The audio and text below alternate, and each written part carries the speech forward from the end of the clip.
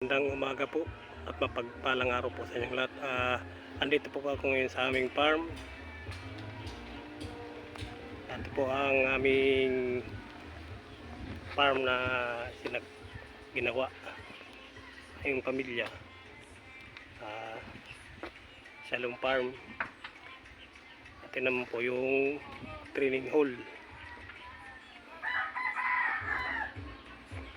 Napakita ko po sa inyo sa loob.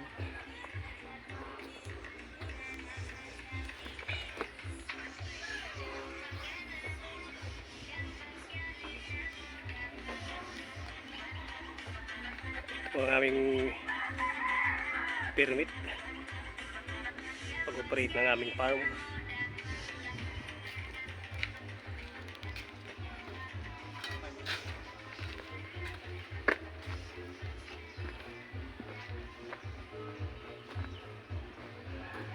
Ito po ang mga tanim naming mga halaman dito sa receiving area. Mamaya po papakita ko po sa inyo yung mga tanim naming citronella. Bali abutin na po yun ng 2 hektarya ang nakatanim. Pupuntahan natin yan mamaya para makita natin dito sa ating video.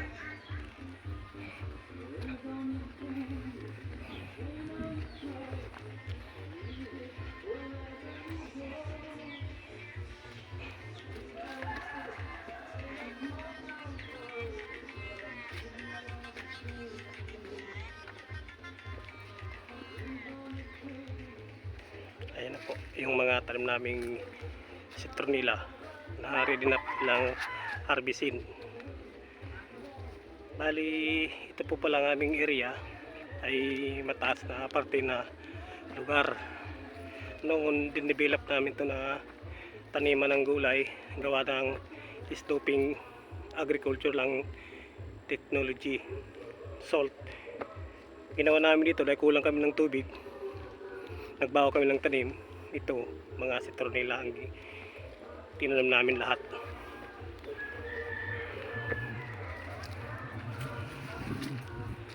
Akit pa po tayo ng taas kasi malawak po itong tanim ng citronella, pataas na parte na lugar.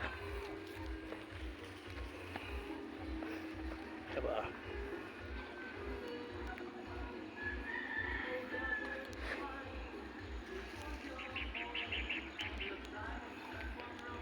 Yung banda ngayon, yung po ang bundok ng Isarog at Naga City.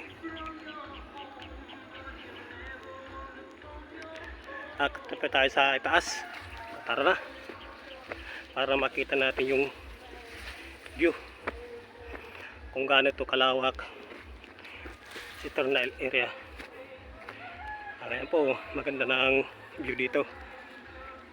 Sarap ang simoy ng hangin.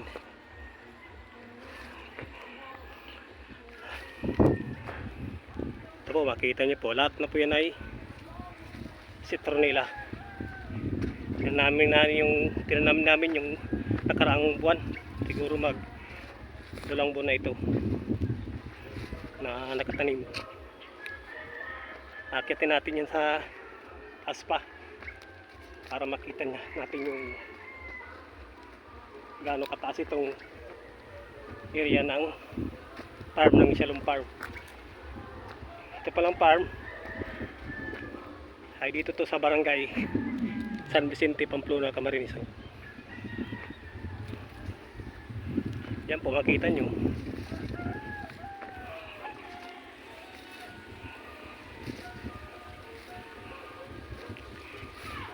Yan po, lakas na ng hangin dito. Sarap. Talagang nasa tuktok ng bundok.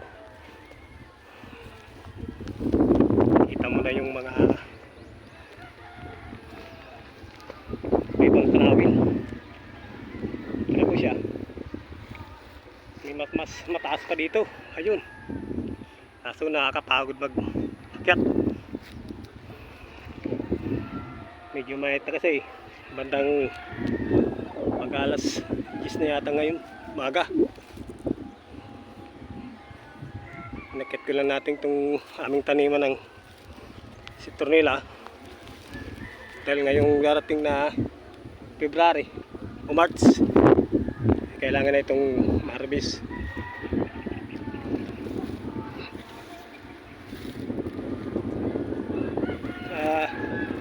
Sa pagtatanim pa nito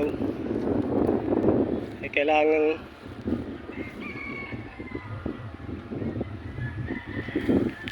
linisan muna yung pantanim, dahil yung pantanim nito ay masilan din, lalo yung mga stock, dahil yung stock nito ay balot na balot ng kanyang dahon. Yung dahon nito ay medyo makunat. Ito dito, papakita ko sa inyo, medyo ganyan. Ganyan dapat linisan bago itanim. Ngayon po sa kitaan ay hindi ko pa po masyadong i-clear sa inyo kung ilan naabutin nito na kitaan, pero sa standard na pag-uusap nung nagtanim na nito ay umabot ng isang puno nito, umabot ng 5-6 na kilo. Kung may tanim ka nito ng 110,000 na puno stock sa isang hektarya, ay abutin ng, kung 6 na kilo, abutin ng 600,000. Kung bibilin sa'yo ng 5 piso yung kilo, aabutin ng siguro mahigit mga 3 milyon ang kita sa isang harvest ng citronella. At sa 4 na araw naman, 4 na buwan, kailangan naman siyang harvestin. Ganun pa rin yung kita. At sa paglipas ng isang taon, ito ay yabong, dadagdag rin yung kilo ng ito. Bawat puno ng citronella ay isang puno nito ay abutin na ng 10 kilo. Mas maganda mga kaparmers yung kitaan dito. Yun yung napag-usapan, standard ng citronella. Pero dito sa aking farm, kahit mga 3 kilo, 2 kilo, okay na yun. Dahil kung ito naman ay malawak, nakapagtanim na kami dito ng mahigit 100,000 na stock. Kung sa 2 kilo ay meron ring 200,000 na kilo. Kung bibili ng 5 piso ay malaki-laki rin. Ang kagandahan nitong citronella, isang bisis ka lang maggagamas ng damo. Sa sunod, wala na, kasi yung dahon niya dikit-dikit, parang ngayon, dikit-dikit. Hindi na yung makatubo yung yung damo. Sa kagandahan pa dito, yung area ko ay medyo pailis. Mapoprotektahan nito ang pag-agos ng lupa. Dahil sa malakas na ulan, agos yung lupa. Pero sa ngayon, natingin ko, medyo kulang na yung pag-agos ng lupa dahil yung mga tanim na citronella is dikit, nahaharang na yung mga kapal niyang ugat. Kaya maganda pala ito sa mga bakanting lugar, lalo na yung mga pailis na lupa at hindi na napapagtaniman ng mga gulay, lalo na kung kulang ng tubig. Pero tayo dito mag-swap pagtanim ng citronella dahil hindi ito alagaan.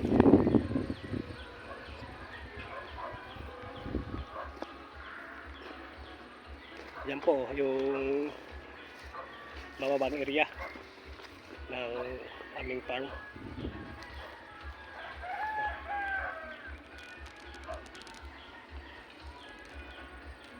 Ang kalagaan pala nito ng citronella sa ating katawan ay makakatulong ito laban sa pagprotekta sa kagat ng lamok. At ang iba nito ay ginagawang karamihan ay kulon. Ang iba naman sa mga food processing nilalagay. Dahil napag-aralan to ng science na ito pala ay mabisang panglaban sa lamok. Maraming bansa ang nagtatangkilik nito sa uwil dahil sa mga lamok na kumakalat sa kanilang lugar. At dito naman sa Pilipinas, dahil tayo ay tropical na bansa, ay nabubuhay dito yung mga citronella kasi kailangan nito ay araw. Dapat 80 to 90% na sikat ng araw. Balang experience namin ito na nagtanim kami doon sa area yung madaming saging, hindi na buhay. Unti-unti siyang kung sa Bicol ay natutulpos. Nalansya, nalalanta, at hindi na ganito. Kaya aprobado itong dapat tanim doon sa mga open area. At kailangan, kung sa pagtatanim naman ito sa umahan, sakahan, kailangan po natin yung walang tubig na palagi nandun sa umahan. Pero yung mga umahan na once a year lang nag-aani dahil kulang sa tubig, yun ang pwede nating pagtaniman at gagawin na muna nating mga garden. Gardenin natin, lagyan nating mga kanal para yun doon duman yung tubig, para hindi mababad yung tanim yung mga citronella. Bababa na po tayo doon pinaggalingan natin. Hindi natin to ikutin dahil sobrang init na. Kaya niyaya ko po kayong mga